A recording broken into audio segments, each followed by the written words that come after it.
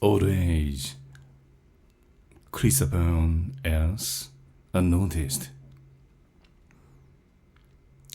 What you're facing shall be a way for you to go on as a matter of reality. Do you have consciousness you are here in the presence of finiteness, or you are here in the presence of infiniteness? Locally speaking, people feel to be in the presence of finiteness. It's quite a natural thing. Conversely, to be in the presence of infiniteness is a delusion. Is it so?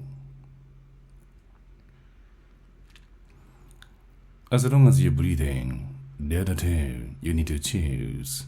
The one is to live. The other is to die. Nobody possesses eternal life. You should have your day to breathe your last breath. Eventually, when you face the last day to breathe your last breath, you leave here. Where you are going? Do you understand such question? You should be in infiniteness.